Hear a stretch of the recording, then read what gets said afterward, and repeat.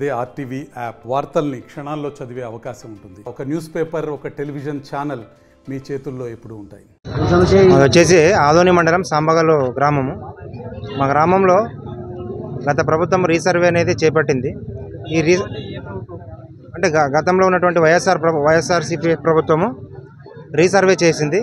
ఈ రీసర్వే చేసిన తర్వాత మా భూములు ఏవైతే ఉన్నాయో మా భూములు అన్నీ కూడా అంటే రైతువారి పట్టా భూములు గత 3-4 తరాల నుంచి మా తాతల నుంచి మా ముత్తాతల నుంచి వచ్చినటువంటి భూములు ఏమైతే ఉన్నాయో ఆ భూములన్నీ కూడా మా వారసత్వం పేరు మీదనో కొనుగోలు పేరు మీదనో వచ్చేవి. అయితే ఆ యొక్క రీసర్వే చేసిన తర్వాత వచ్చినటువంటి రీసర్వే తర్వాత పొందుపరిచినటువంటి ఆన్లైన్కి సంబంధించిన రికార్డులన్నీ కూడా ఈ యొక్క ఆర్ఓఆర్ అడంగల్ ఇలాంటివి ఏవైతే మనం తీస్తున్నామో అన్నింటిలో కూడా ఏమొస్తూ ఉంది అంటే ఇనాం భూములు అని చెప్పేసి వస్తూ ఉన్నాయి.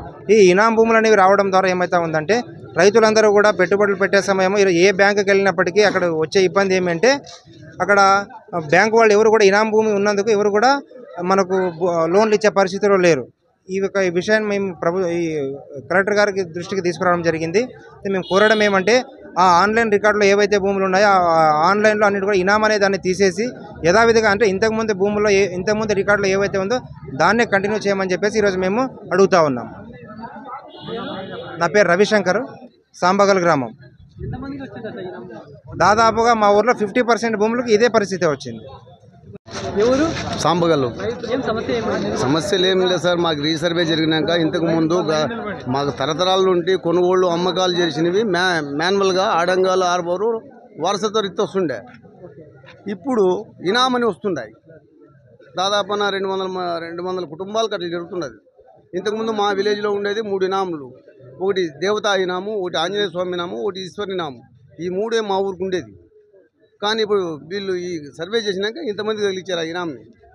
ఇంకా ఒకటి ఆల్రెడీ కోర్టులో వేసుకొని 17 నుండి కొట్టాడదాం. మా దేవతా ఇనాం ఇప్పనికి లేదు. వీళ్ళు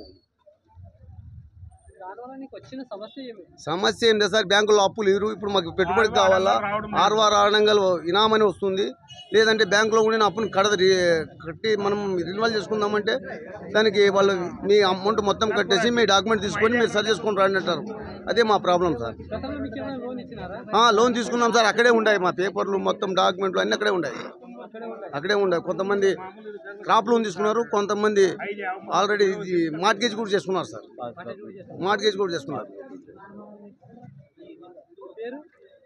పేరు యూ లోకనా సార్, సాంబగల్లు. మరిన్ని వీడియోస్ కోసం ఛానల్ ని సబ్స్క్రైబ్ చేయండి. లేటెస్ట్ అప్డేట్స్ కోసం వాట్సాప్ ఛానల్ ని ఫాలో చేయండి. అండ్ లింక్ డిస్క్రిప్షన్ లో ఉంది.